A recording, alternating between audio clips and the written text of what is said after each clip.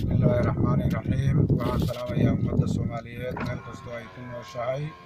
dhammaanteed waxaan leeyahay assalaamu calaykum waraxmatullaahi wabarakaatu iyo telefishinka qaranka soomaaliyeed madaxweynaha jamhuuriyadda dhammaan waan idin islaamayaa assalaamu calaykum waraxmatullaahi wabarakaatu insha allah bidnillaahi kariim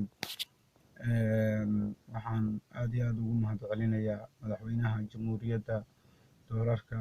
heerka leh uu ka qaadanayo nabadgelyada Soomaaliya iyo sidii ay Soomaaliya aad iyo aad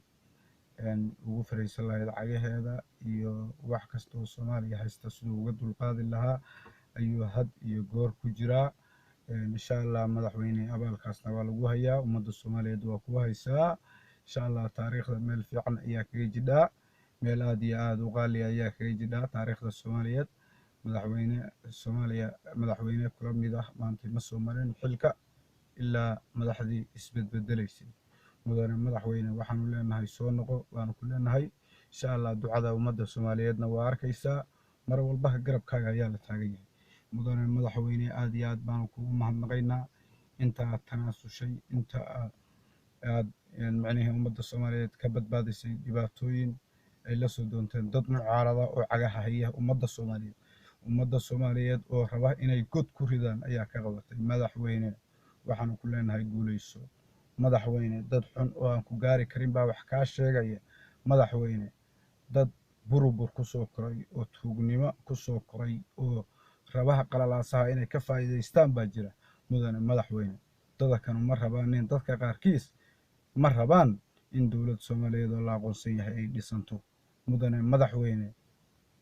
waxay doonayaan burburka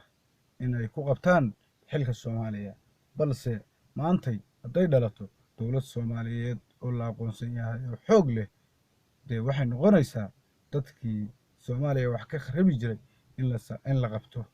oo qacan xoog leh lagu qabto oo la saaro maxkamad oo qof walba dambigiisa la soo hordhigo bay noqonaysaa iyaguna waxay ka cararayaan taa weligood ma doonayaan dowlad Soomaaliyeed inay dhalato balse mudane madaxweyne waxaad doonaysaa dowlad Soomaaliyeed inay dhalato ilaahay baa kula garab qabanaya ilaahay ha kula garab qabto ayaanu ku leenahay mudane madaxweyne maxamed cabdullaahi farmaajo waxaan ku leeyahay guuleyso 24 saac waan ku duceeyaa waxaan ahay anigu wiil reer Puntland gaar ahaan ka soo jeeda Nugaal waxaana joogaa deegaanka Ceeldoob had iyo goor waan ku taageeraa insha Allah bidnillaahi kariim guuleyso waan ku leeyahay soo noqo oo xilka noo hay oo weligaa ka kacay Siciid Dani iyo Axmed Madoobe waa niman aad iyo aad ummadda Soomaaliyeed u wareeriyay u jaah wareeriyay balse Siciid Dani waxaan leeyahay Siciid Dani xildhibaan hadal uu sheegay baad ka xanaaqday qunuud uu ka sheekeeyay xildhibaan baa ka xanaaqday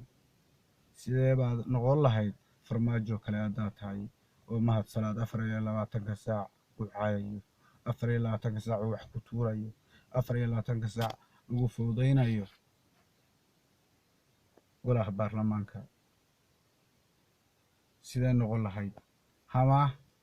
8 ka mid ah xildhibaanadu ay mucaarad kugu yihiin sidee baa noqon lahayd Siciid Cabdullaahi Dani adaan ku weydiinayaa mahad salaad iyo cidi kama fowdo badna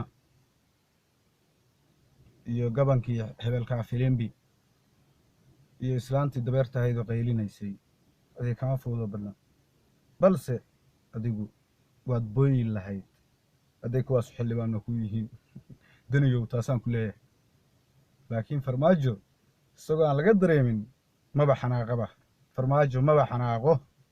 madaxweynaha Soomaaliya ma xanaaqo baa libaax isku kalsoon waa sharci yaqaan dadakan damba kabale qaylqaylinaya waa wowle laakiin waxa uu fadhiyaa dad taageersan dad aqoon leh dad waxbarashadu waxay tahay yaqaan ayaa u fadhiya aad iyo aad baan idinku mahadcelinayaa ummadda Soomaaliyeed meel kasta aad joogtaan farmaajo maxaad leedihiin ha guuleysto farmaajo guuleyso xilka hay mar walba waa ku ducaynaa mudane madaxweyne aad iyo aad baan kugu mahadnaqayaa. Wassalaamu calaykum waraxmatullaahi wabarakaatu.